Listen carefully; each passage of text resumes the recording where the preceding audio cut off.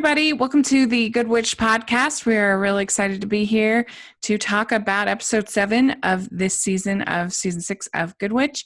And it's a pretty fun episode. And I'm film critic Rachel Wagner, and Amy's here. Hey, guys. And we want to talk about something right off the bat. So last week, people got all upset because we thought that the tumor was in Adam's hand, not in Adam's back or spine, I guess we should say. Mm-hmm. And I kind of, I wanted to defend ourselves a little bit on that because throughout the whole show, all they have shown is any kind of pain in his hands. Mm-hmm. Hands. And so I guess they mentioned something about C5 and C6. But that and was that's definitely parts. Very quickly mentioned. Yeah. Like the talking about his back part, that was a very small portion of when most of the symptoms were relating to his hand. After the surgery, it was about his hand. Everything was about his hand. Yeah. And I just want to say, if you're here for a perfect summary of the episode, you're not going to get it. Okay? That is not what we're doing here. That's not. We're discussing it, and sometimes we get things wrong. Okay, it happens. That's my... Yeah. There we go. Yeah, and I even in this episode, everything was all about his hands. Mm-hmm. His hands. Exactly. And so I thought that it was a problem with his hands. And I don't feel like that's some crazy, there's one person on the Facebook that was like, these people are just making up scripts as they go, and I'm like, that's what we do. I don't think so. Okay, I'm going to say this. I have had spinal surgery, okay? And the thing is, if he had to have a tumor removed from his spine, there's a lot more, I don't know how they did it, but there would also be a lot of pain related to that in the spine that I thought they would talk about, which they didn't. Now, granted, I had my entire spine, it was my whole back, okay? And I'm sure it was just a small portion to remove that tumor and everything, but there are still a lot of, muscles that are influenced back there and all this other stuff, and they didn't talk about that nearly at all. So me being a person who has a greatly impacted spine, I'm just going to say it that way, I thought I would have picked up on it, but honestly, they didn't talk enough about the spine for me to remember that because they talked and focused so much about the hand. I don't know. It's just the only thing that they've talked about is his hands. Mm-hmm. And even in today's episode, it's just his hands. He has not been sort of moaning over back pain or anything of that kind of thing at all.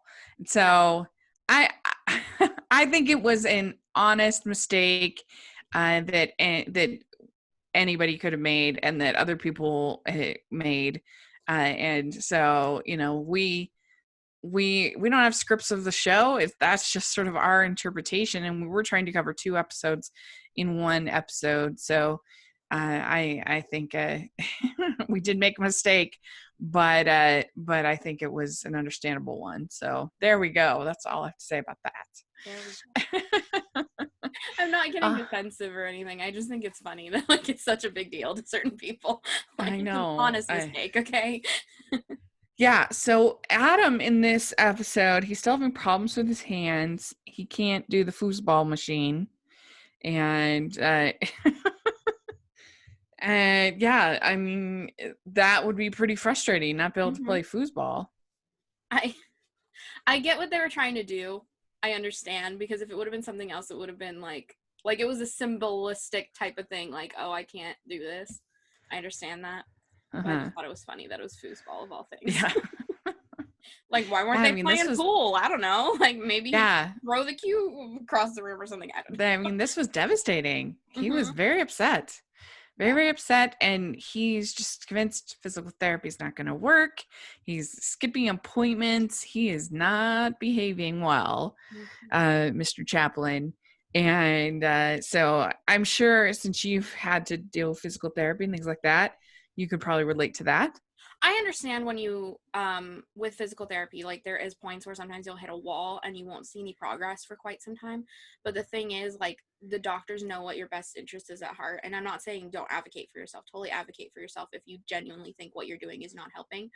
But at the same time, just being well, I think it's never going to get better is not helping yourself. It's not helping anyone else. So if you do feel that way, talk to your doctor about it. Sit down with your doctor, sit down with whoever advocates with you medically, whether that's your parent or your spouse or whatever, and talk about those feelings and talk about like you think it's not getting better, and then maybe get a second opinion if you have to. But like I think he was being, and I like the way that Stephanie was like kind of being his medical advocate in a way, like being well, I think you can do it type of thing. And I feel like if he was having those feelings, like I feel like it's never going to get better. I know that's hard sometimes mentally, but maybe he should have sat down and talked to the physical therapist about that specifically.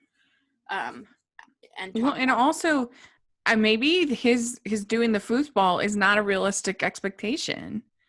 Maybe he needs to set, a more realistic expectation for recovery. And also, so this was so soon after the surgery too. Yeah, that's what I'm saying. Like, there's little, when you're going through therapy like that, there's little successes that you need to be like happy about, I guess. I don't know, but there's little. Frankly, I would think if you'd had surgery on your spine, just walking like he is, and going to work all day and everything like he is, I think that would be really great progress. But I know nothing about spinal surgery. It just seems like to me. Yeah, but like with physical therapy, you have to like take in the little. Now, granted, I've only had physical therapy for my back, but it's the little things. You have to be happy about the little things, and you can get discouraged, but you have to be positive, and that's very hard. I understand that, but I wanted Adam to be a little bit more positive. Yeah, he was definitely very impatient, for sure. And so we have a bunch of different things going on in this episode. We have the 225-year celebration for anniversary for Grey House. Yes. Yeah, it's a pretty old house. It's pretty exciting. That's a historic landmark, really. 225 years. Yeah. That's old. We never knew how old yeah, the house was. I know. It's exciting. And then so Cassie has kind of set out these paintings that were done by Nathaniel Merriwick, and she's kind of making a Nathaniel Merriwick gallery. And have we seen any of these paintings before? I feel like we've seen the one of actual Grey House before, but I don't think we've seen any of the others. Or there's been paintings of the past of Grey House. I don't know if it was specifically that one, but we've seen paintings of Grey House before. But other than that, I don't think we've seen any of these paintings before. One thing I've wondered about is how much does Cassie know about, because there's sometimes I get the feeling that the show is trying to tell us that she knows how to solve the curse, and she knows what's going on. And even there was a thing in this one that Abigail saying, well, we have to follow Cassie. We have to listen to Cassie. And she seems to know what's going to happen. She seems to know how to solve the curse. But if that's the case, then why doesn't she, why is she putting Abigail through all of this? I don't know. I'm a little bit confused about her knowledge. What do you think? I feel like she doesn't maybe know, like she knows, like she has an intuition of how to get there. I don't think she knows like the end result. I don't think she knows like a map of exactly how it's going to go. I think Cassie has the intuition to know like how to help and how to assist. I don't think she knows a roadmap of exactly what's going to happen or exactly how the curse works. It more feels like she's there to be a guide and assist them and has an intuition about it. Because if she just had a roadmap of like exactly how to break the curse, I think then what would the point be? Like why is this whole storyline a thing if she can just tell you exactly what you need to do? So I feel like it's more like she's there to help because she's a fellow Merriwick, just like Joy doesn't know everything, but Joy has also helped in little ways too. So yeah, like she sent them to go on that shortcut to find, and then found, where they found the house with the word clue and everything. And it just seems like she knows quite a bit about what's going on. And I'm like, why would you not like help Abigail more? I view it as like she has these little like intuitions like, oh, I think that'll help type of thing. I don't think she knows exactly where everything is going to go for sure. But I feel like she she's the helpful Merriwick. I don't know. Yeah. So the crack in the ruby is getting bigger. Yeah. And so if the ruby cracks, what do you remember what exactly that all love will be doomed, or what's I just the think what's their the love is doomed. I think Donovan and because she can't say Abigail? I love you. She at the mansion was like, I am revolted by kissing you right now or something like that. So I feel like the more that the ruby cracks, the more that they're no longer gonna love each other. Is it just them, or is there some I think broader it's just consequences? I think it's just those two families. So the Merrywicks and the Davenports won't be able Won't to be able to love. fall in love, I guess, with each Okay. other. I think that's it. Mm-hmm. So because this the 225th celebration, they decide, Martha gives the idea to do a tableau vivant. Have you ever heard of a tableau vivant I've before? never, well, in Gilmore Girls, that's about it. The episode where they didn't call it that, I don't think, in that episode of Gilmore Girls. But yeah, that's my only experience with this. Is that one episode of Gilmore Girls. Yeah. And so, yeah, Martha had evidently been to one, and she thinks this is going to be a great idea. They're going to recreate this painting with a tableau vivant, and Such it's a going to fun be pretty idea. exciting. That's one of Martha's funner ideas, I think. I think so too. I think so Yeah. too. This Yeah. would be something I would genuinely be, I don't know about you, I would genuinely be interested in being in one of these. I think it would be so fun. Yeah. And so Cassie gives Joy this pearl, the Merrywick pearl.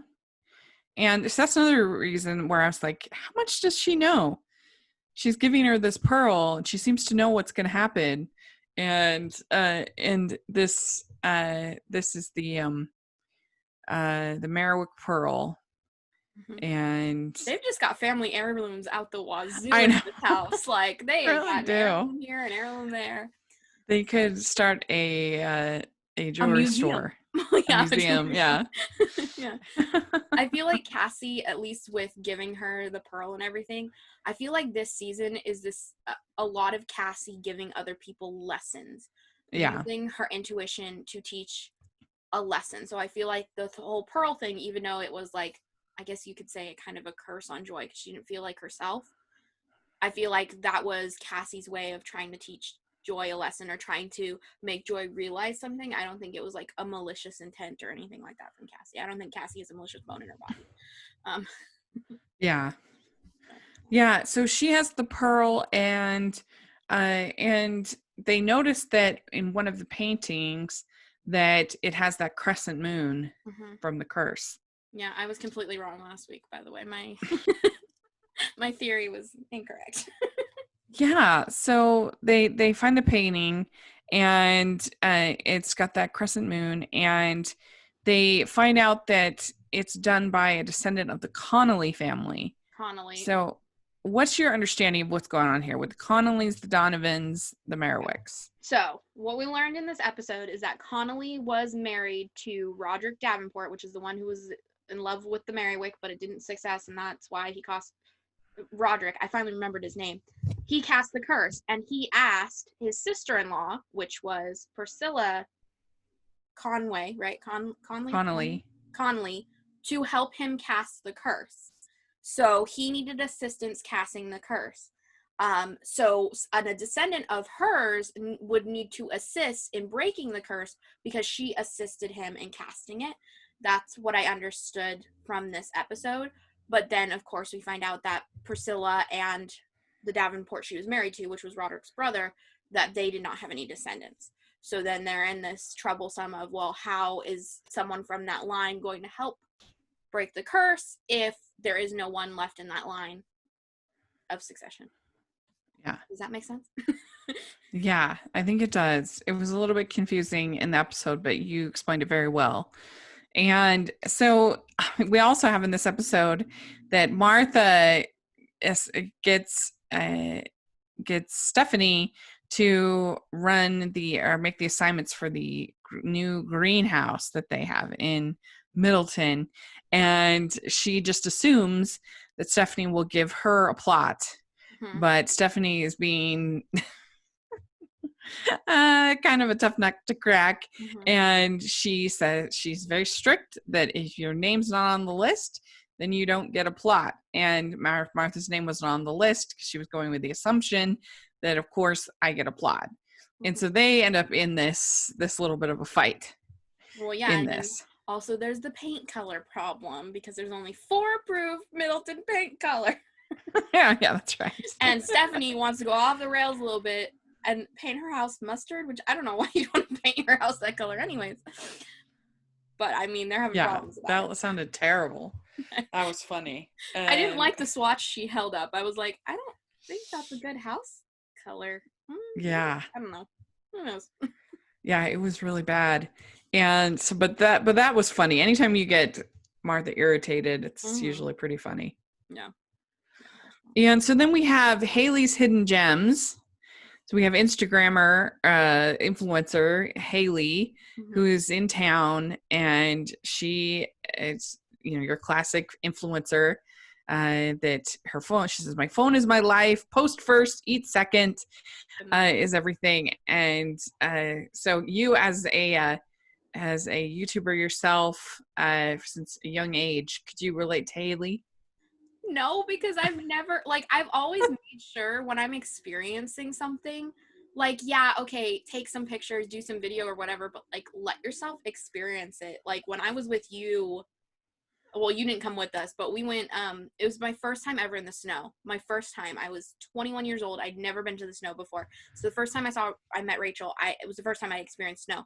Yeah. So I had a life-proof case on my phone, and I was so excited to film me sledding for the first time, and I did, and it was so exciting. But the thing is, we spent 2 hours sledding, and I recorded maybe a minute of that for my memories and for me to post online somewhere. And I think this was an over-exaggerated form of a YouTuber or an influencer where they have to get everything, when the reality of it is someone watching, or in when I watch an influencer, or I like someone's Instagram blog or whatever, I don't want to see your whole life. I don't want to see everything you see.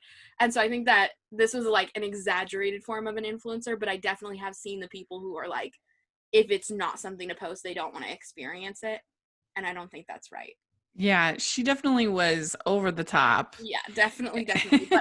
But I get what their point was. I understand what their point is. And if you are going to be some sort of Instagram influencer or YouTuber or whatever, you definitely have to learn a balance of wanting to experience things for fun. I mean, I don't vlog everything.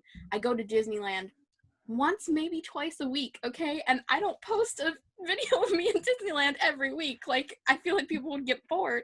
Yeah. And also sometimes I just sit on a bench at Disneyland and people watch. There's no vlog from that. That's my entertainment, no one else's. Right, exactly. Yeah, she says, if I can't share it, how can I enjoy it? And I do relate in a certain amount, because, we just had Blackout Tuesday not too long ago, and having to be without my phone the entire day, without social media, was really hard for me, because I'm just so used to it. I realized I hadn't been without social media the whole day since I was on my cruise, and I was just thinking, when was I on that cruise? That was 2007. So it had been that long since I had spent an entire day with no social media. Yeah, and I think I do think that was nice, because every once in a while I will just take a day where I won't have social media, and I'll do something myself. But I think last Tuesday, taking that day off of social media, and using that day rather to read and learn and watch and do other sorts of research rather than posting our normal content online, I think that was very it was very it was. I mean, I got a ton done. I really did. I was very productive that day. And I think that's because I just didn't have those distractions. I mean, and those things, social media brings me a lot of joy. I mean, I couldn't do the podcast without it. I couldn't do my job, my other job without it. And most of my friends you and I have met, but most of my friends I actually haven't met. I just know them from the internet, which is crazy, but it's true. Mm-hmm. And I mean, thank goodness during this time of isolation, especially, to be able to have that social media. I don't know how I would get through it. It's been hard enough without human contact. Yeah. And so I kind of get her. She was pretty irritating, but yeah, she's kind of in there to be she's somebody that Joy wants to set up with Carter. She thinks that's going to be a good match, and it's like, forget it. And even Stephanie tells her, says, you're obviously the match. That's obviously what he was trying to say. But then he brought the accountant. Yeah. If Stephanie's giving you dating advice, then it's not good. It's not good. But oh my God, I'm still just so in love with Carter. Oh my gosh. Are you? Yeah, I think he's a great character. So handsome. I just can't get over how handsome he is. And I just love this whole thing between Joy and Carter. I think it's so cute. Mm-hmm. I think they're adorable. And I hope that they realize before the end of the season, like they're obviously walking around each other and everything. But I feel like it was building to that. Mm-hmm. Like I hope that we'll get maybe we'll get a kiss or something like that, or an almost kiss next week, because we're running out. Only 3 episodes left. Yeah, I think she's realized it now, and I think it's now he needs to realize it a little bit more. Mm-hmm. So.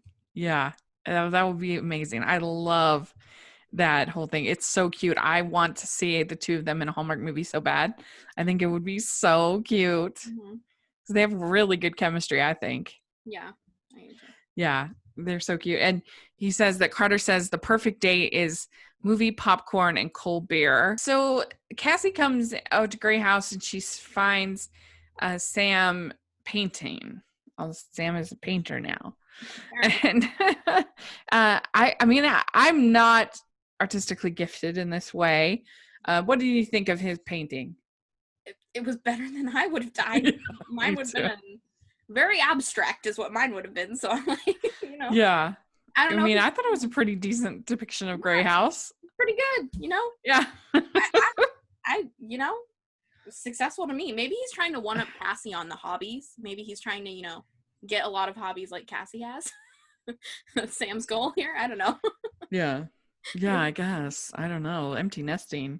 It's hitting Sam. Apparently. Yeah, apparently. Then you also have Martha and Stephanie. Like I said, they get into kind of a bit of a war, and Martha says, "Oh, I'm the queen of compromise. You don't think I can compromise? I'm the queen of compromise." No. That made me laugh. Time and time again, Martha has had to learn how to compromise. It's a thing with her, okay? Yeah, and but they finally do have to compromise because so Cassie has a Tibetan singing bowl, which is a very Cassie kind of thing to have.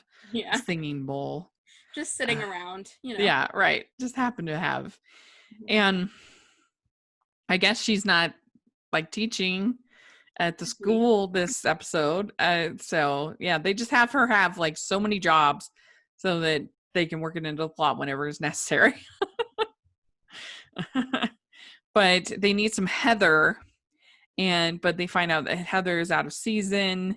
But they have, I guess, some in the greenhouse, and so Martha goes over there, and who has it? It's Stephanie. So they get pretty heated here. Mm-hmm. Yep. Yeah. I was like, it's gonna be Stephanie. He's like, come on, guys. Yeah. So they reach a compromise, and they're able to get the heather. And it was pretty fun. I liked it. It was a cute little plot for Martha, I think. Mm-hmm. Yeah. I feel like they're using her better this season than last season. Mm-hmm. They're just giving her kind of these little B plots, and that's fun. Agreed. Yeah. And so Dottie Donovan comes in and visits Abigail, and all of a sudden she's now on Team Abigail and Donovan. That was a 180. I was like, all right. She's in now, okay. And she says, anyone who makes my son as happy as you can't be all bad. I fought hard to keep you two apart, but I'm going to fight to bring to I'm going to fight even harder to keep you two together. All right. Yeah. Yeah. You don't sense any sort of duplicity on her account, right? She seemed to be very genuine about that. And I think, I don't know, maybe she turned over a new leaf and finally felt like, you know what, my son's happiness is very important. So go Dottie. Go Dottie. Yeah. I wish that she was more of a villain. That would be fun, but oh well. So they're doing the tableau vivant, and they need they end up they have a open spot, and so Donovan steps in for the tableau, and like Cassie seems to know that all this is going to happen. She has her intuition. And what do you think? Do you think they did a good job recreating the painting? Oh yeah, I think they did a really good job. I think that was really fun. That was cool. Yeah. Yeah, I like that. Yeah. And so Martha had grabbed a deed from the basement of the city hall, and she gave it to Donovan for the tableau, and he starts to look at it.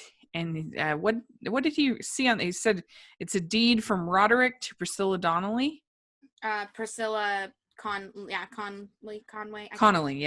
Sorry. And it was like payment for helping him cast the curse.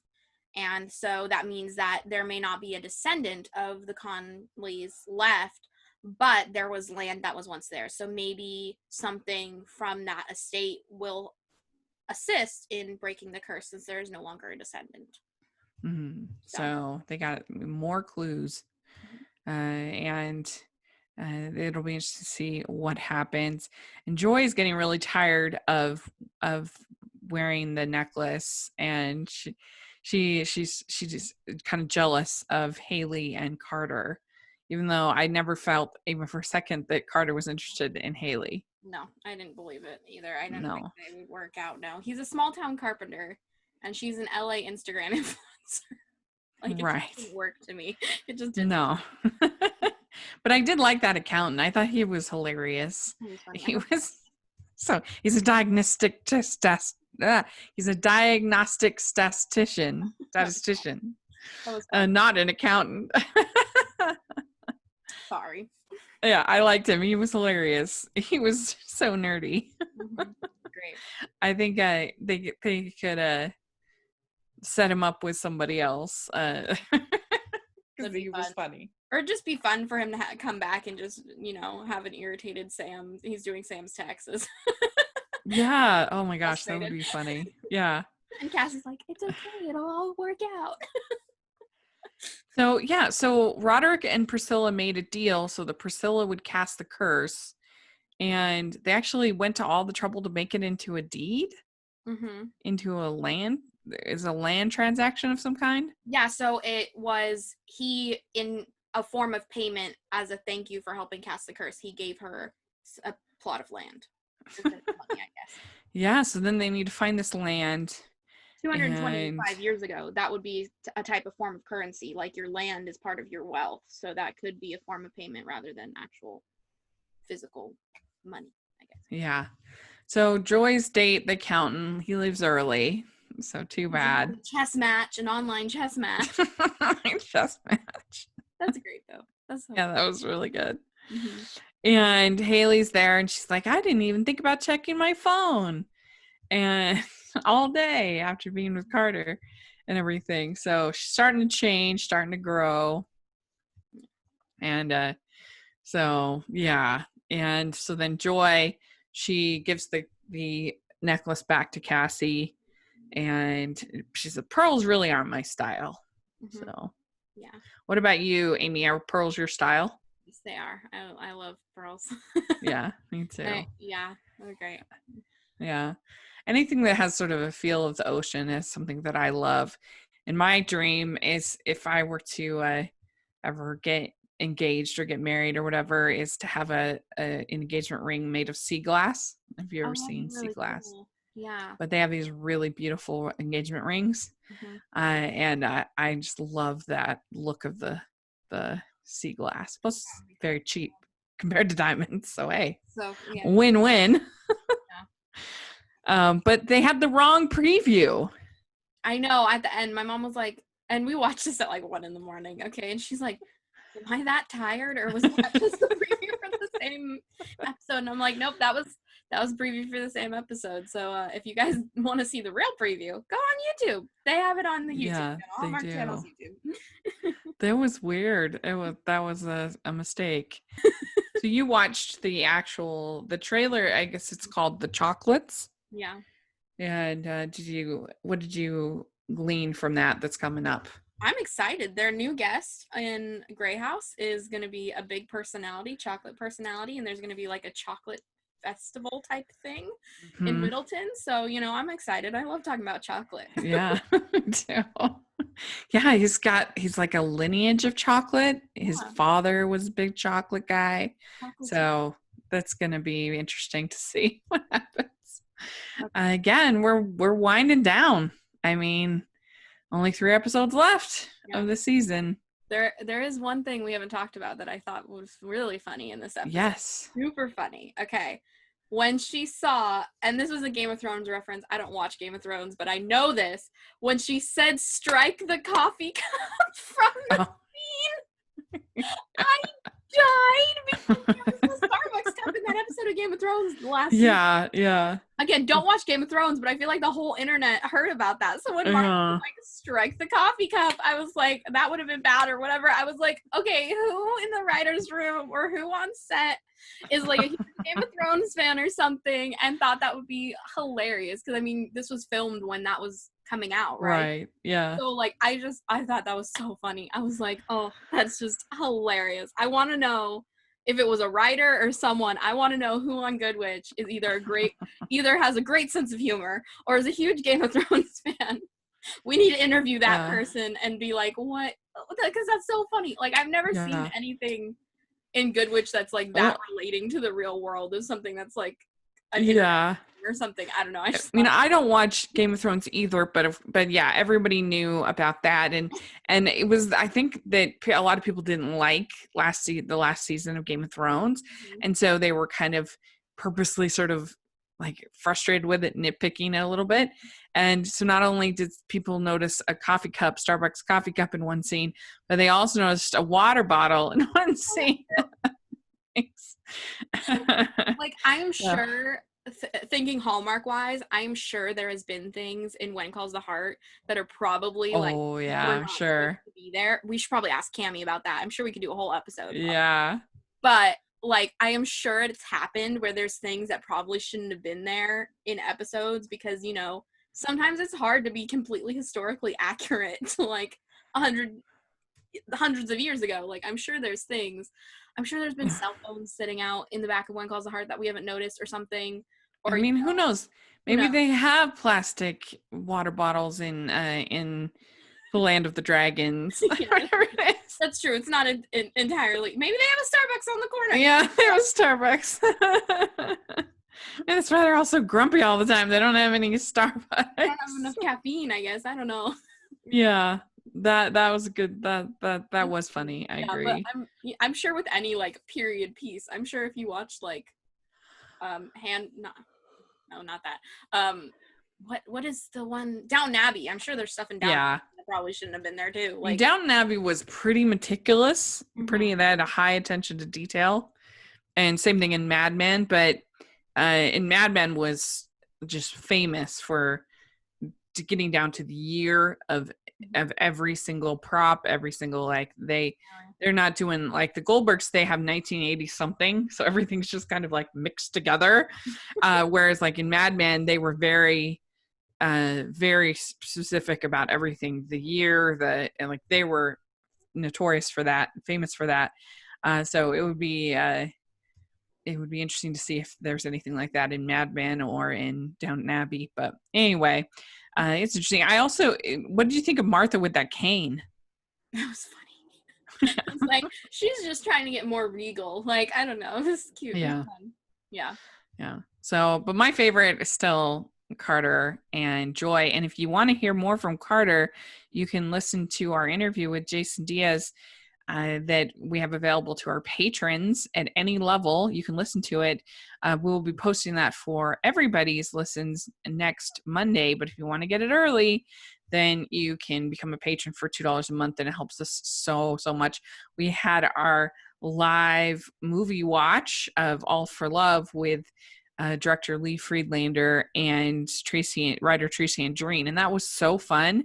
We got tons of behind the scenes fun details that the other people don't know, and got to ask questions. It was great.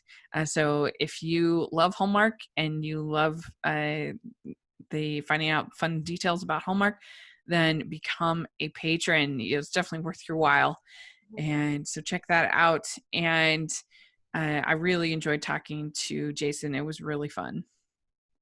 And so Amy, where can people find you? You can find me on YouTube, Instagram, Twitter, and TikTok at It's Amy Craig. Great. And you can find me at Rachel's Reviews, all of our social media, iTunes, YouTube, and on Rotten Tomatoes. So please check that out. I do weekly family movie nights, and I'd love your thoughts on that. And you should check out our merch store, where we have tons of Good Witch inspired merch there that you can get all different kinds of stuff. And I think you'll really enjoy it. And check out the link in the description section. So thank you so much, Amy. This was really fun, and we'll look forward to next week. Bye, everyone. Bye.